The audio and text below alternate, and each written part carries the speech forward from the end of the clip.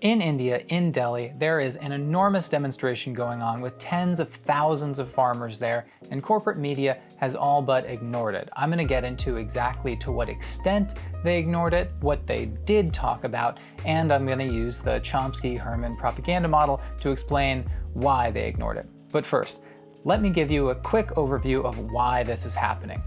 Farming makes up 15% of the Indian economy, but more than half of Indians are involved in agriculture. So farming is a really big deal there, to the point that Narendra Modi, India's Prime Minister, has promised to double farmers' income. Not just increase them, but to double them, which would indicate to me that farm incomes are really bad, and they are, because between low incomes, farm bankruptcies, and debt, 10 to 18,000 farmers kill themselves every year, and that was before the pandemic started. So farmers in India are not having a good time. So the Modi government passed these 3 bills. The protests are all about the 3 bills. And to explain in a very rudimentary way what the bills are, or at least have the potential to be, I want you to pretend you are a rice farmer in India. You have an average-sized Indian farm, which is about the size of a Costco parking lot, 5 acres or so. And, well, as you know, currently you're only allowed to sell to state-regulated markets for a guaranteed minimum price.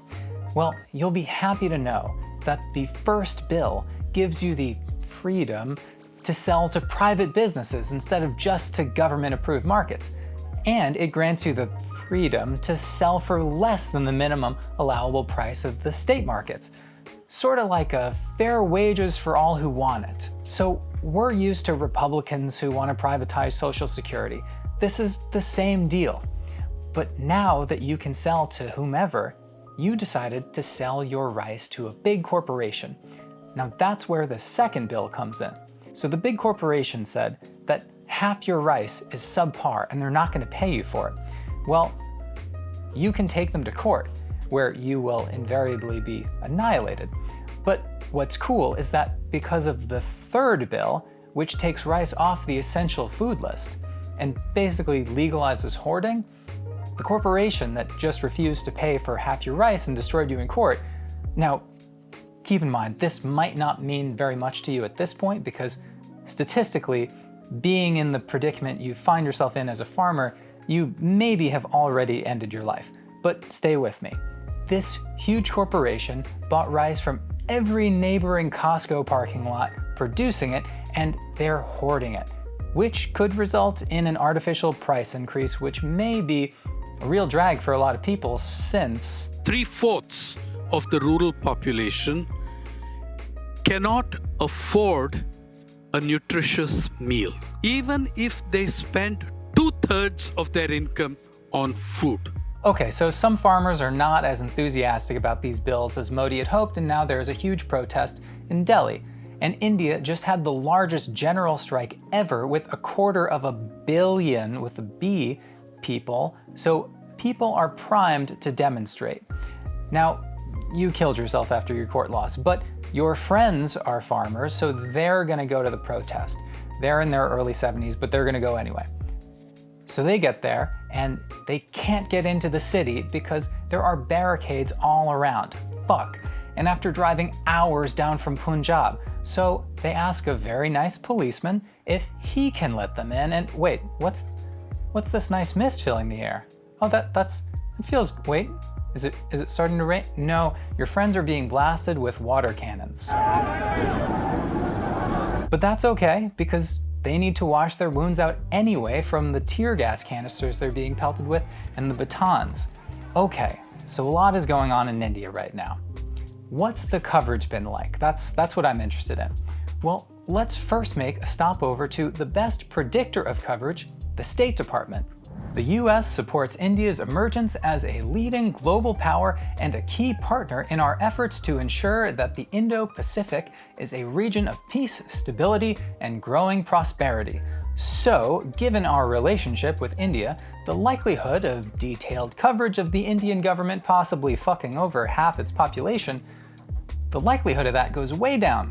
3 segments from PBS, 2 on Bloomberg Asia, That's all I counted, unless I missed something. Nothing from CNN, MSNBC, Fox is barely a player in the game, but nothing from them. They did talk about India, though. They actually talked a good deal about India. Now, an unidentified illness in India. A scary illness that doesn't have a cause as of now. In southern India, at least one person has died and more than 200 others have been hospitalized due to an unidentified illness. I just wonder if a single death from a mysterious illness carries the same historical gravity of thousands of farmers camping out in front of the Capitol or 250 million people striking all at once. So reliably, most coverage is coming from indie media with much smaller audiences. Al Jazeera has done some really good work, and there was print coverage, not as much as on other topics. I mean, go to the New York Times Asia section, just scroll through. There's going to be a lot more on China than on India, but just because of the nature of print, there will always be something. Now, I'm not saying that TV producers are checking with the State Department before they sign off on programming, but the US's relationship with a country, for some reason, tends to be a strong indicator whether or not that government can be thrashed in the media. The reason for the media blackout is, of course, a few things, and I want to relate it to the 5 filters of news.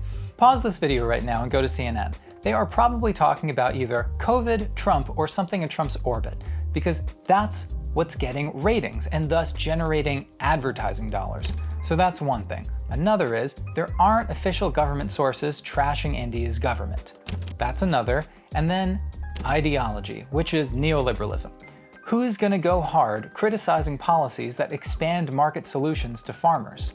That would be insane to pundits who think that the market doesn't fail people, but that people fail the market. CNBC, Fox Business, and Bloomberg are religious tributes to neoliberalism, and so what's their reaction honestly supposed to be? So as far as victims go, unfortunately, I think we're going to have to put Indian farmers, along with the others, in the unworthy column. But that's going to be it for me. Subscribe, it helps others find this, and now I give you my favorite coverage of India. We had an incredible animal rescue that was caught on tape. It took more than 12 hours, but an elephant in India has been saved from a 50-foot well. The rescue effort began in daylight as the elephant was secured by ropes, and then a crane was brought in. The animal was sedated and slowly lifted from the base of the well, emerging at night to crowds of well-wishers.